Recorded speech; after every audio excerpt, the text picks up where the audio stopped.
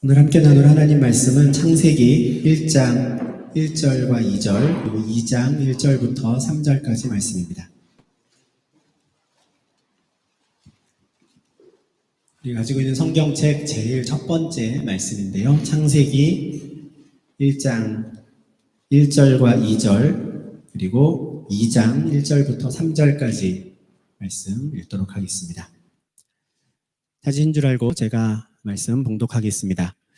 태초에 하나님이 천지를 창조하시니라. 땅이 혼돈하고 공허하며 흑암이 깊음 위에 있고 하나님의 영은 수면 위에 운행하시니라. 2장 1절부터 3절 말씀입니다. 천지와 만물이 다 이루어지니라. 하나님이 그가 하시던 일을 일곱째 날에 마치시니 그가 하시던 모든 일을 그치고 일곱째 날에 안식하시니라. 하나님이 그 일곱째 날을 복되게 하사 거룩하게 하셨으니 이는 하나님이 그 창조하시며 만드시던 모든 일을 마치시고 그 날에 안식하셨음이니라. 아멘. 지난 주일을 저희가 우리 교회 창립 기념 예배로 드리면서 우리에게는 그리스도의 영광의 복음이 있다 말씀을 드렸습니다. 우리가 영광의 복음을 잘 간직해야 하고요. 또 이 복음의 광채를 우리 안에만 머무르게 해서는 안 되고 공동체 밖에 있는 사람들을 향해서도 우리가 비추어야 한다라는 말씀을 드렸습니다. 근데 그리스도의 영광의 복음이 무엇인지 그리고 복음의 광채를 어떻게 다른 사람들에게 비출 수 있는지를 그러면 우리가 알아야 하겠죠. 그래서 10월달 지금 3주가 남아있는데요. 10월에는 우리가 받은 그리스도의 영광의 복음이란 대체 무엇인가, 그 내용이 무엇인가를 함께 좀 말씀을 나누면 좋겠고요. 11월에는 이제 우리가 그 복음의 광채를 어떻게 다른 사람들에게 비출 수 있는가에 대한 말씀을 좀 드리고자 합니다. 비록 오늘부터 좀 더 강화된 이 코로나 확산 방지 대책이 이제 종교 모임에도 적용이 되면서 많은 성도님들께서 지금 온라인으로 가정에서 예배를 드리고 계시지만 오히려 이러한 상황에서 이러한 때에 우리의 신앙의 기본을 좀 바로잡는 시간이 될 수 있기를 바랍니다. 그리스도의 영광의 복음이라는 말을 들으면 제일 먼저 예수님에 대한 이야기를 해야 할 것 같습니다. 예수님께서 우리의 주인이십니다. 예수님이 우리의 그리스도 구원자 되십니다 라는 말을 제일 먼저 해야 할 것 같지만 영광의 복음의 시작은 그게 아닙니다. 영광의 복음의 시작은 태초에 하나님이 천지를 창조하셨습니다. 창세기 1장 1절 말씀이죠. 하나님께서 이 천지의 창조주이십니다 라는 것을 선포하는 것, 이게 복음의 시작입니다. 이 선포에는 다른 조건이 없습니다. 만약에 이런 일들이 벌어진다면, 만약에 이런 상황이라면 하나님의 보이든지 보이지 않든지 존재하는 모든 것을 의미합니다. 그 모든 것을 하나님께서 창조하셨고 그 모든 것들은 그 시작부터 하나님이 주인이시다는 거예요. 제 아이들이랑 마블 시리즈 영화 보는 걸 좋아하는데 거기 보면 막 온 우주의 이야기가 나옵니다. 행성들이 막 나오고요. 궁금하죠? 외계인이 있을까? 외계인이 있으면 그 외계인은 어떻게 있는 것일까? 있어도 상관없고 없어도 상관없죠.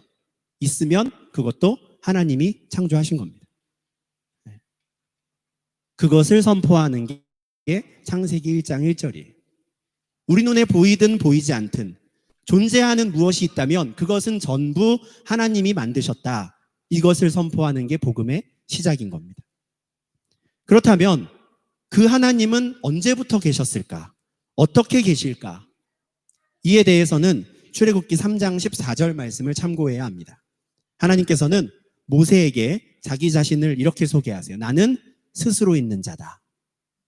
하나님은 스스로 있는 자예요. 스스로 있다라는 게 무슨 말이냐면 나의 존재의 근원은 나다. 나는 나야. 나는 나야. 아무것도 존재하지 않았을 때 오직 하나님만이 계셨습니다. 하나님의 존재의 근원은 하나님 자신인 반면에 하나님 이외에 존재하는 모든 것들의 근원은 하나님이세요. 하나님만이 창조주이시고 다른 모든 것, 우리 눈에 보이든 보이지 않는 그 모든 것은 다 피조물입니다. 스스로 있는 자이신 하나님께서 천지를 창조하셨다. 이 선포가 바로 복음의 시작입니다. 그리고 그 하나님께서 어떻게 천지를 창조하셨는가에 대한 간략한 설명이 1장 2절부터 31절까지 기록되어 있습니다. 이 내용을 한번 우리가 쭉 보면 좋겠는데요. 내용을 보면 하나님께서 절대 천지를 그냥 즉흥적으로 생각나는 대로 불쑥불쑥 창조하신 게 아니라 분명한 계획과 방향성을 가지고 창조하셨다는 것을 알 수 있습니다. 우선 하나님께서는 혼돈하고 공허한 상태의 땅을 만드신 후에 그 땅에 있는 혼돈을 정돈하시고요. 공허한 땅을 채워가시는 방향으로 천지 창조를 진행하십니다. 2절이 바로 천지 창조의 최초의 상태인데요. 땅이 혼돈하고 공허하며 흑암이 깊음 위에 있고 하나님의 영은 수면 위에 운행하시니라. 혼돈하고 공허한 땅이 캄캄한 흑암과 물에 뒤덮여 있었습니다. 이게 최초의 상태예요. 하나님이 처음 땅을 만드셨을 때. 그때 하나님께서 빛이 있으라 라고 말씀하시자 흑암 중에 빛이 나타납니다. 하나님의 창조는 빛과 흑암을 나누시는 것으로 시작됩니다. 근데 이때의 빛은 태양빛이 아닙니다. 말씀을 천천히 읽어보시면 태양은 하나님께서 달이나 별과 함께 넷째 날 창조하셨다고 14절에서 말씀합니다. 그러면 여기서 말하는 3절에 말하는 빛이 무엇인가? 정확히 알 수 없습니다.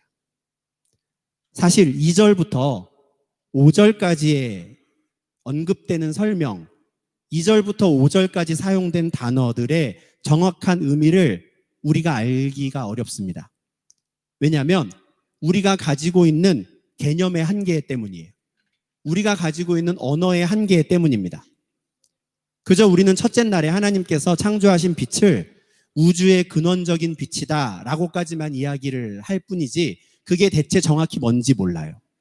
왜냐하면 그 근원적인 빛이 무엇인지 우리가 모르기 때문입니다. 그 개념이 저희에게 없어요. 그런데 그 밝음을 표현할 다른 단어가 우리한테 없는 겁니다. 인간의 언어의 한계죠. 그러니 그냥 그것을 빛 이렇게 부르는 것뿐입니다. 5절을 보시면 낮과 밤이라는 표현도 나와요.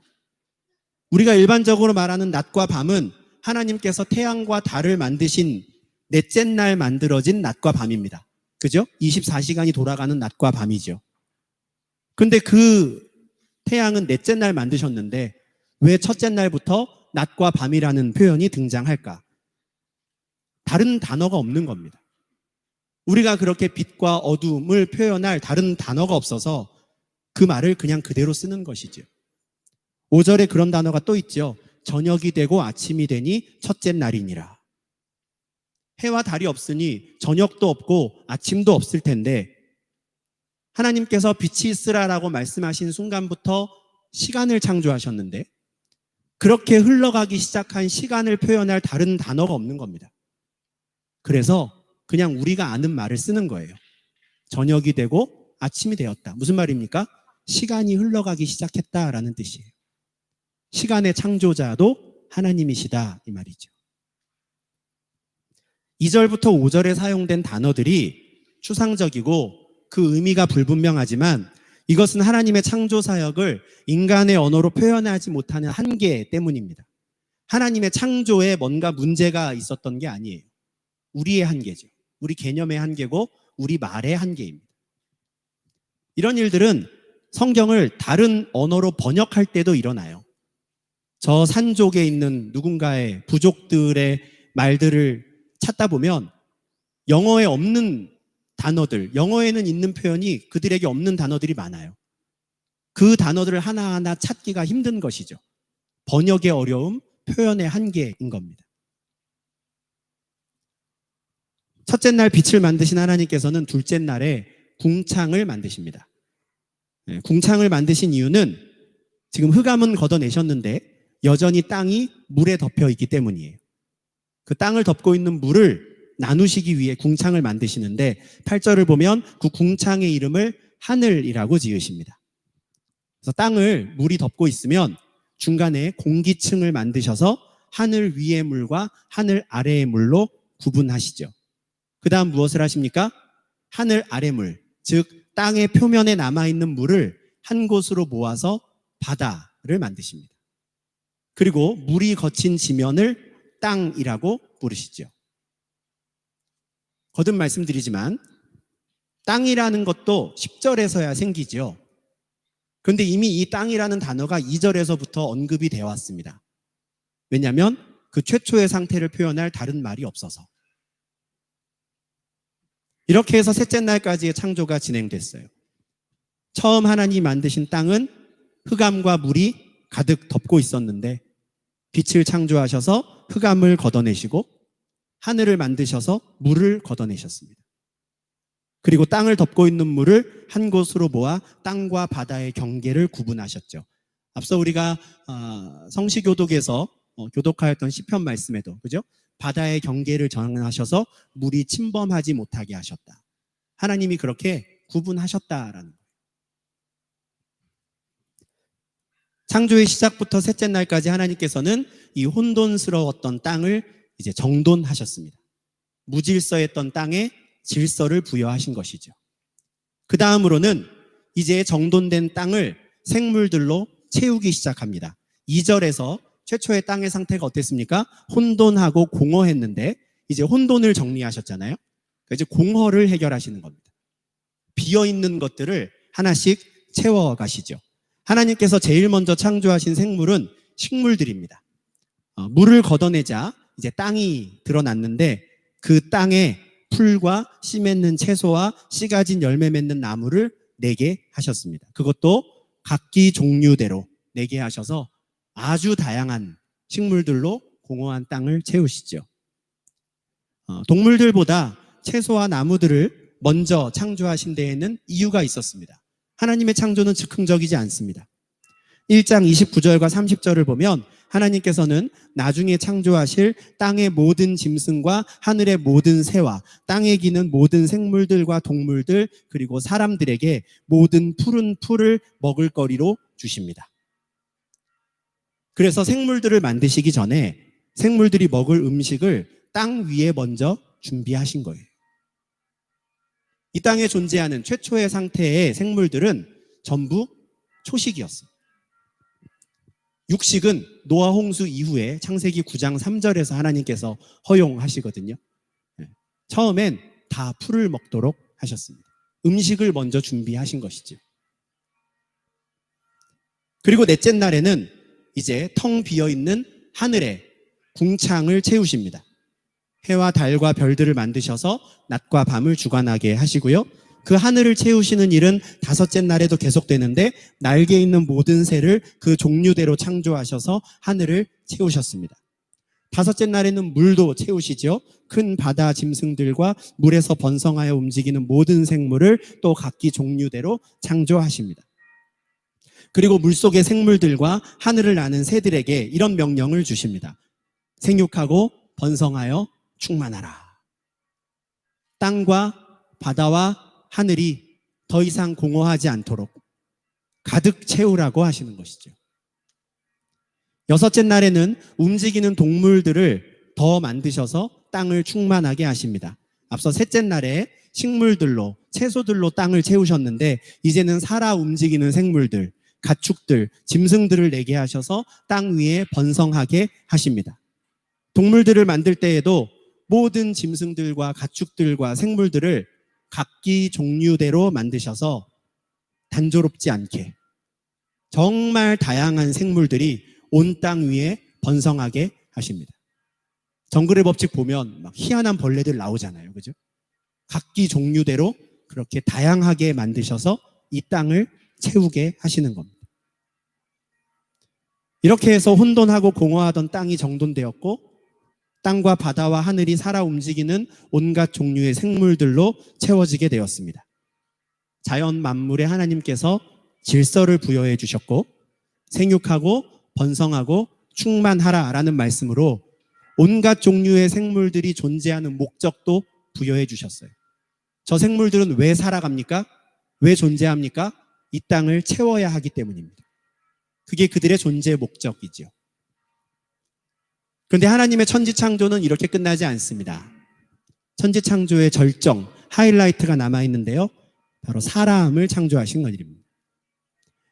인간을 창조하신 게 하나님의 천지창조의 절정이라고 말씀드린 이유는 1장 26절 말씀 때문입니다. 아주 중요한 말씀인데요.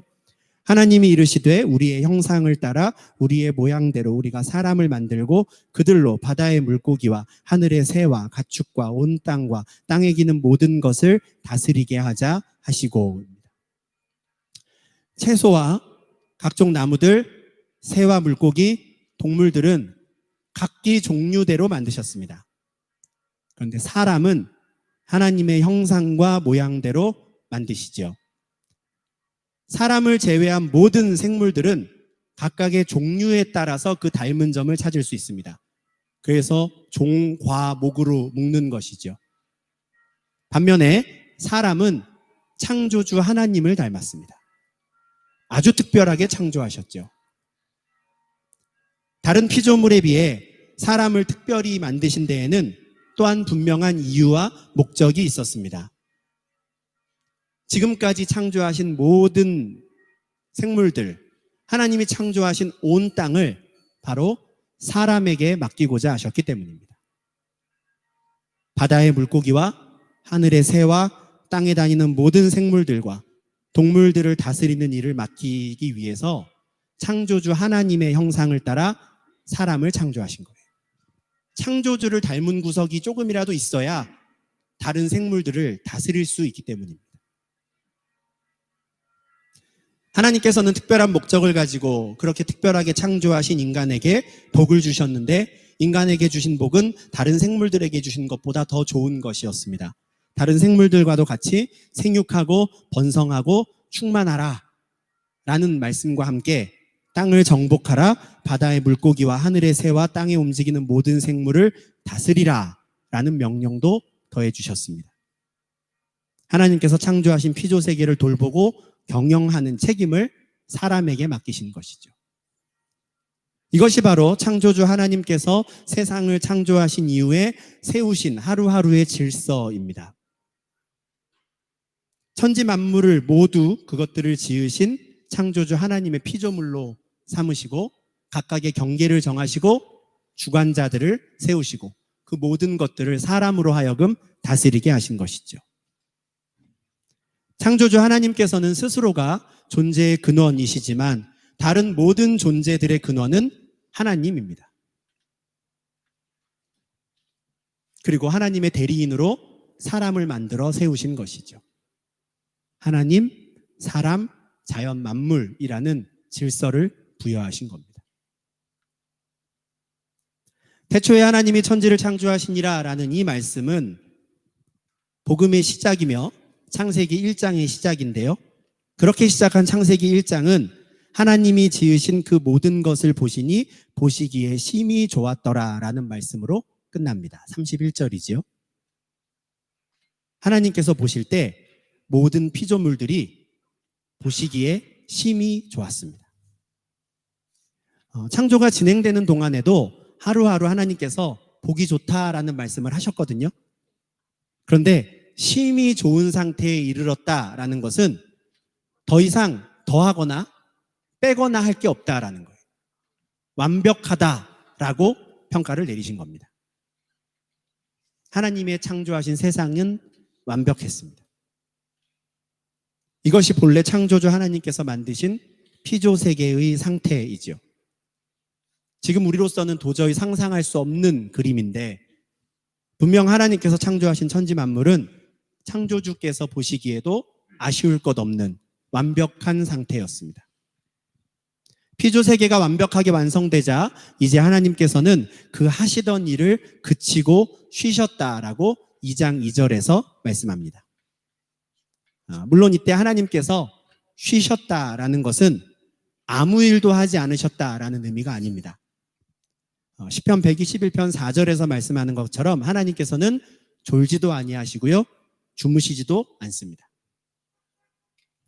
그가 하시던 모든 일을 그치고 일곱째 날에 안식하시니라 라는 이 말씀은 그동안 하시던 모든 일, 무엇입니까? 새로운 것을 창조하시던 일을 더 이상 하지 않으셨다라는 의미입니다. 더 이상 창조하진 않으시지만 지금까지도 하나님은 쉬지 않고 일하고 계시죠. 다만 하나님께서는 창조 사역을 6일 동안 마무리하고 일곱째 날에는 더 이상 새로운 것을 창조하지 않으신 것을 기념해서 그 일곱째 날을 복되게 하시고 그 날을 거룩하게 구별하십니다. 그리고 이것이 나중에 안식일이 되고요. 그리고 그 안식일은 지금 우리가 예배드리는 주일의 기원이 되지요. 이것은 하나님의 형상을 닮은 피조물인 인간도 하나님처럼 6일 동안 열심히 일하면 일곱째 날은 쉴 수 있도록, 피조세계를 다스리다가 일곱째 날은 쉴 수 있도록 하나님께서 인간을 위해 새로운 질서를 만들어주신 것입니다. 하나님께서 창조하신 세상은 완벽했습니다. 그리고 그 완벽한 세상을 바로 하나님이 창조하셨다는 것을 선포하는 게 복음의 시작입니다. 하나님은 이 세상을 통해 창조주 하나님의 위엄과 영광을 선포합니다. 로마서 1장 20절에서 사도 바울이 다음과 같이 말씀합니다. 창세로부터 그의 보이지 아니하는 것들 곧 그의 영원하신 능력과 신성이 그가 만드신 만물에 분명히 보여 알려졌나니 그러므로 그들이 핑계하지 못할지니라.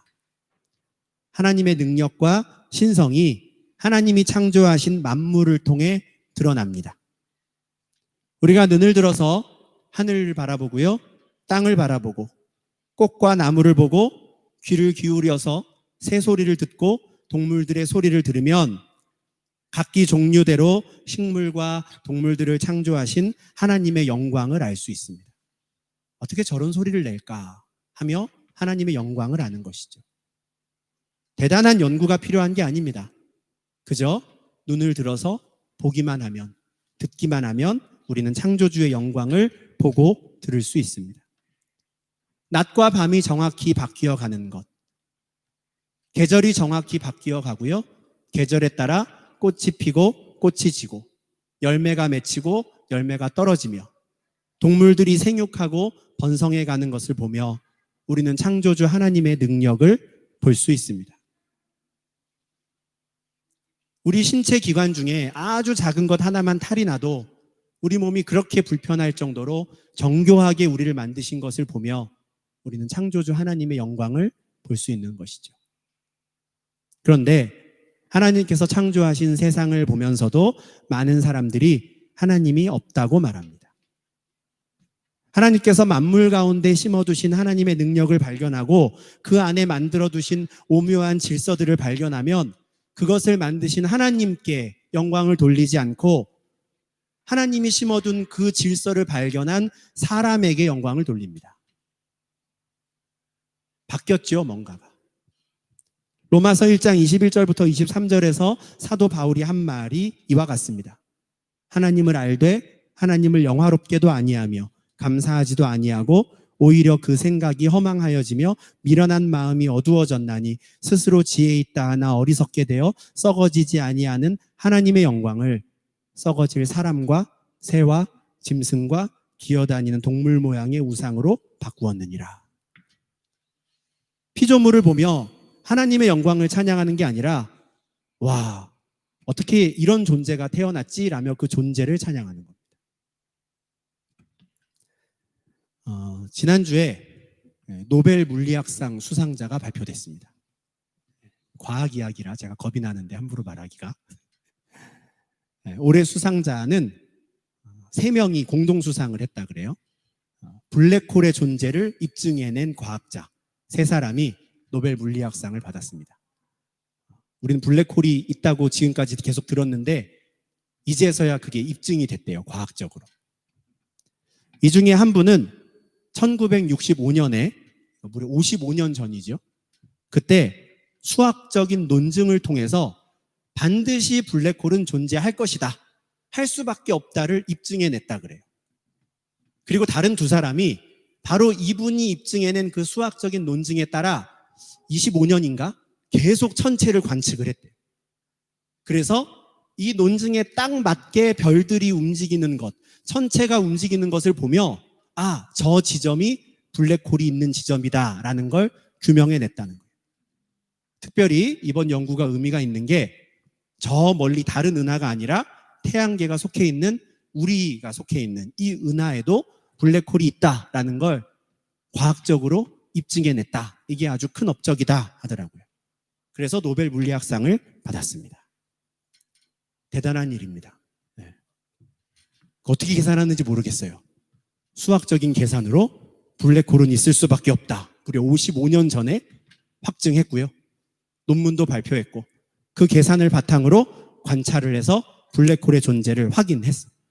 정말 딴 세상 사람들 같습니다.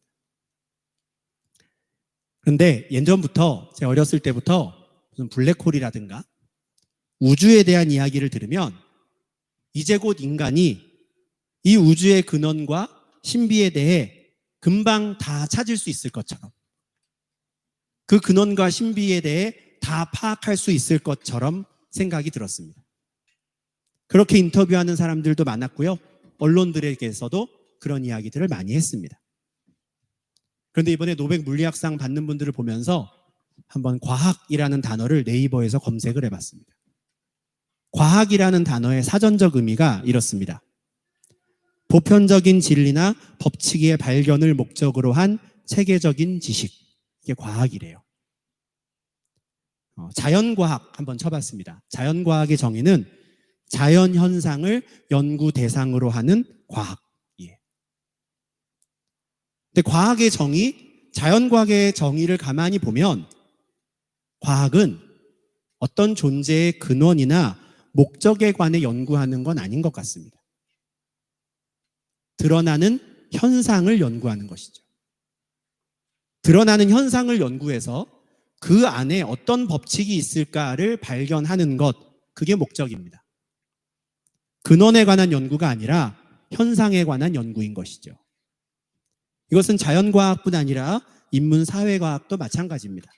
사람들의 말이나 행동을 연구해서 왜 그런 말을 하고 그런 행동을 하는지 그 현상을 해석하는 학문이지 사람의 존재의 목적과 이유, 근원적인 해답을 찾기 위한 연구가 아닙니다.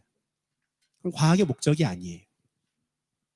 근데 과학의 정의를 가만히 들여다보면서 한 가지 궁금한 점이 생겼습니다.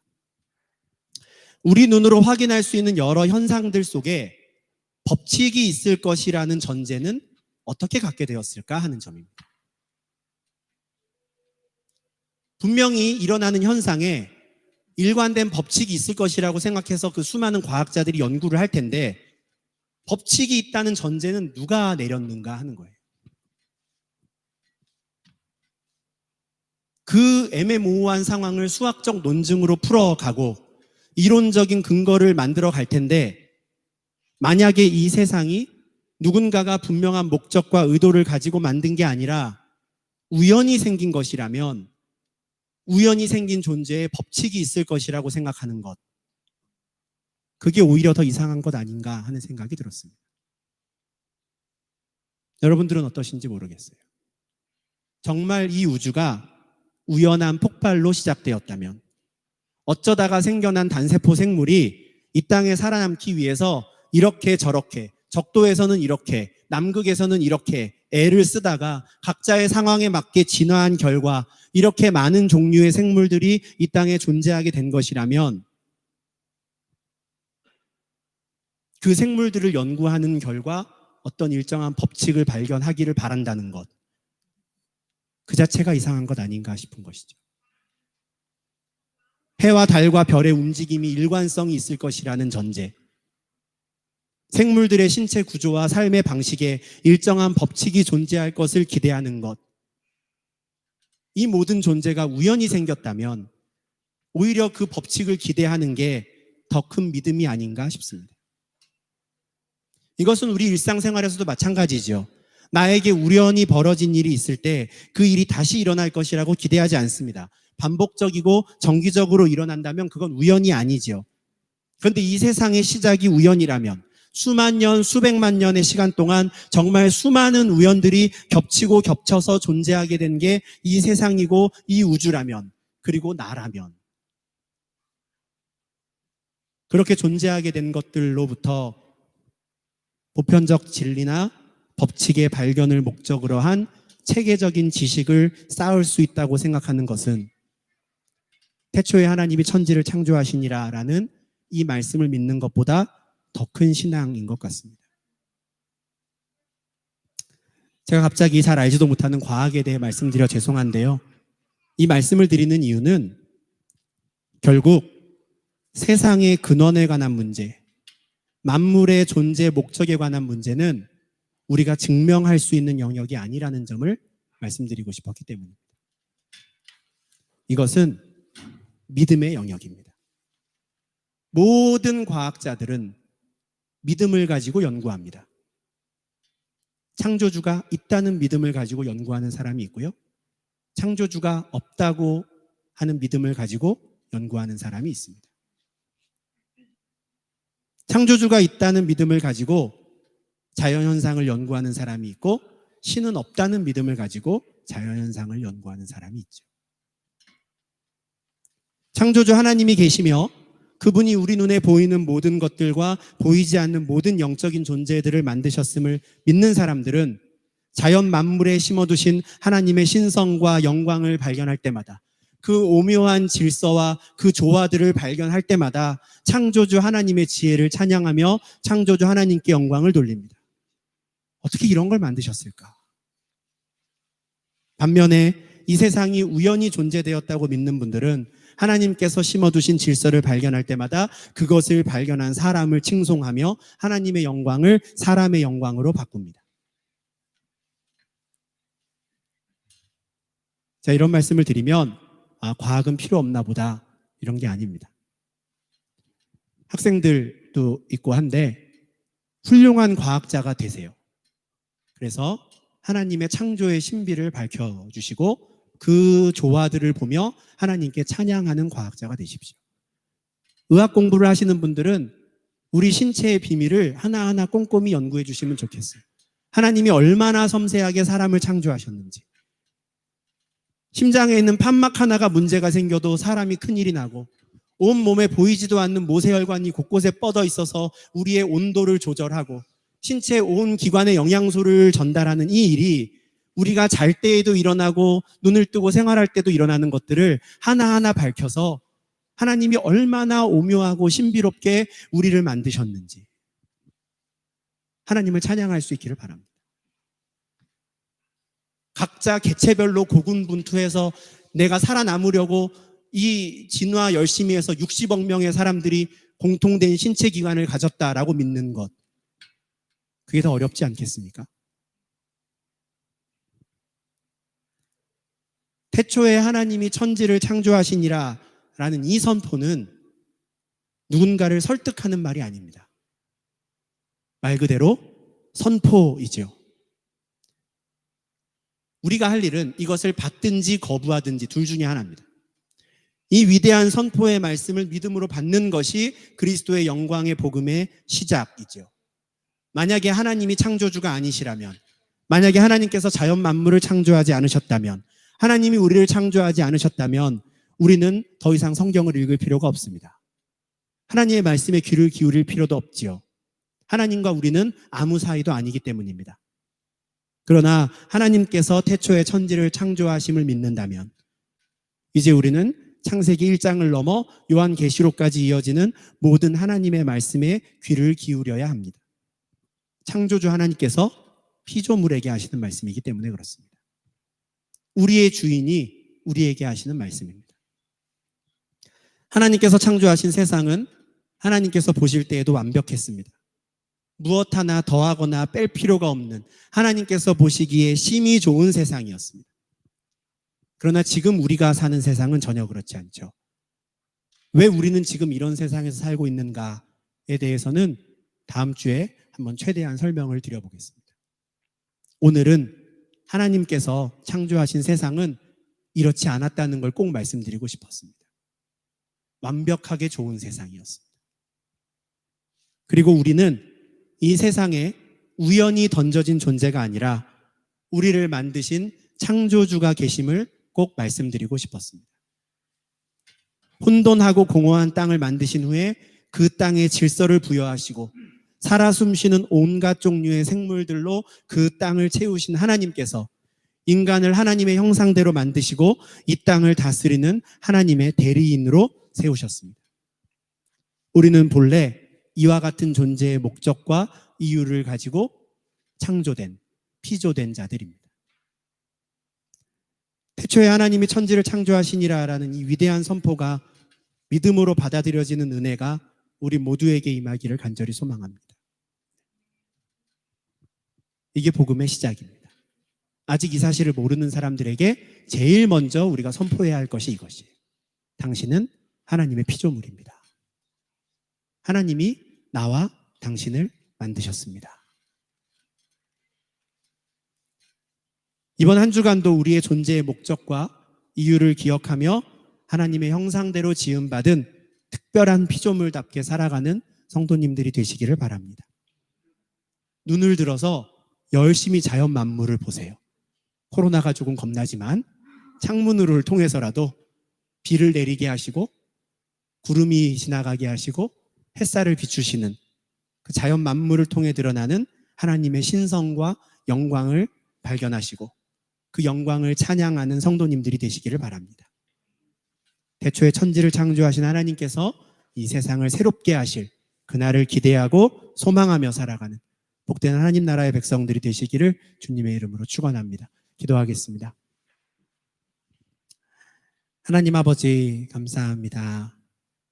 오늘 말씀을 통하여 우리가 우연히 그저 그렇게 아무 계획도 없이 목적도 없이 이 세상에 던져져 버린 존재가 아니라 우리를 창조하신 하나님이 계시며 우리가 하나님의 피조물임을 알게 하시니 주님 감사를 드립니다.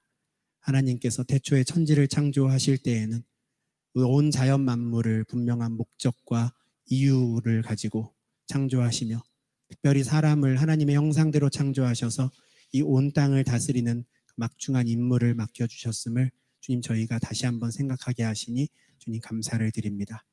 비록 이제는 더 이상 완전하지 않은 세상 속에 우리가 살고 있지만 우리의 존재의 목적이 무엇이며 이유가 무엇인지 알게 하시며 무엇보다도 천지 만물 가운데 숨어있는 하나님의 신성과 영광을 보게 하셔서 그로 말미암아 하나님께 영광 돌리는 주의 백성들 되게 하여 주시옵소서. 숨쉬게 하시고 살아가게 하시며 눈을 뜨게 하시며 냄새를 맡게 하시고 또 소리를 듣게 하시는 그 하나님의 오묘한 신비와 그 질서들이 우리의 온 몸을 통하여 드러나게 하시고 그로 말미암아 온전히 하나님께 영광 돌리는 모든 주의 백성들 우리 가정들 될 수 있도록 주님 인도하여 주시옵소서. 그래서 이번 한 주간도 사람을 찬양하는 것이 아니라 온전히 하나님의 영광을 드러내며 하나님의 그 질서와 그 섭리를 우리가 찬양하며 다시금 이 세상을 새롭게 하시고 회복시키실 그 하나님께 나아가며 소망 가운데 기도하는 저희 될 수 있도록 인도하여 주시옵소서. 예수님 이름으로 기도합니다. 아멘.